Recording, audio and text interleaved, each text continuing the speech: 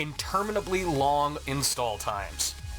Many PlayStation 3 games, especially cross-platform games, required mandatory data installations that could be dozens of gigs in size.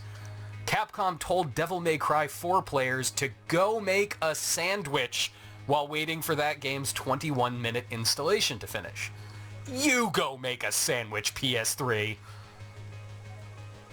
Inferior versions of cross-platform games. The disparity between Xbox 360 and PS3 versions of games could be dramatic. The Orange Box, the package with the original Portal, Half-Life 2, and Team Fortress 2, barely ran on PS3 at all without constantly crashing back in 2007. And the Elder Scrolls V Skyrim's dragons, they flew backwards on PS3. They flew backwards! Vanishing backwards compatibility. For people that love old games, the promise of the PS3 was remarkable at launch. It could run PS2 and PS1 games with improved load times and even graphical smoothing after a couple of firmware updates.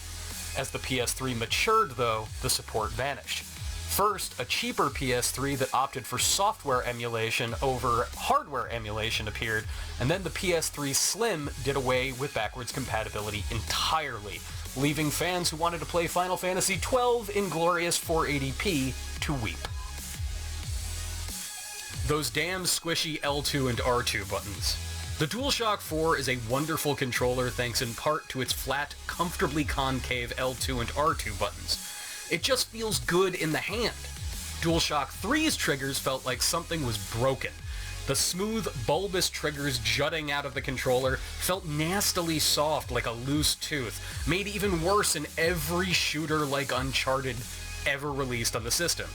Think we're exaggerating? There's still a market for trigger covers for PlayStation 3 controllers.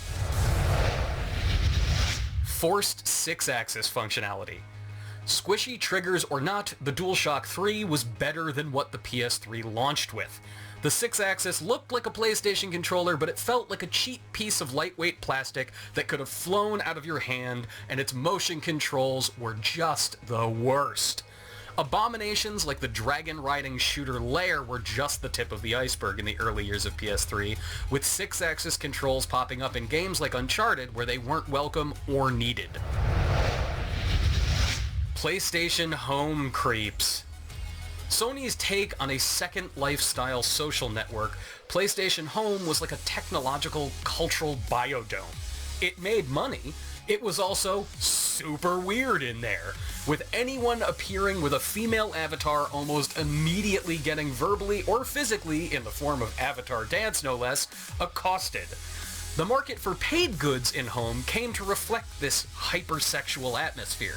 People could spend real-world monies on imaginary golden sex bots. PlayStation Home was an odd place. Exciting exclusives are announced and then never come out. Final Fantasy Versus 13 was announced as a PS3 exclusive in 2006. The Last Guardian was revealed for PS3 at E3 2009.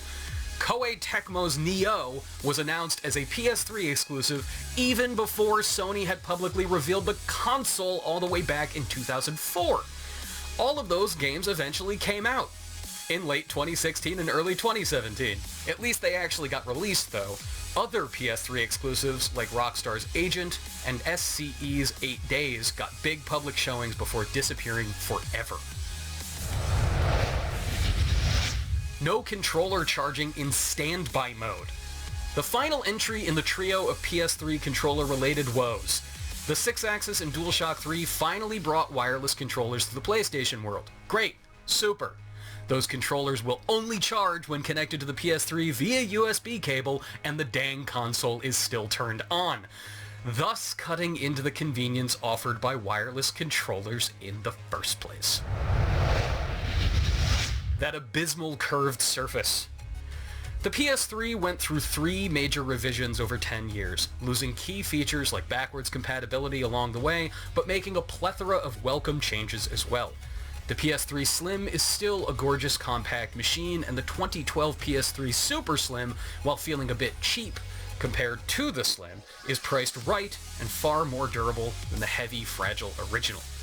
All three, though, are a nightmare for any organized entertainment center thanks to Sony's insistence on a curved surface. Want to slot that PS3 into a tight nook on your TV stand? Too bad, son! The possibility of backwards compatibility for PS3 games on future PlayStation consoles. This is the one that stings the most. The PS3's unique architecture, a multi-core processor called Cell, was powerful, but is especially incompatible with PC architecture. As a result, even creating an emulation environment to run PS3 games, like the Xbox One does with Xbox 360 games, is incredibly difficult, if not impossible. If you enjoyed this feature and want more just like it, follow GamesRadar at youtube.com/GamesRadar.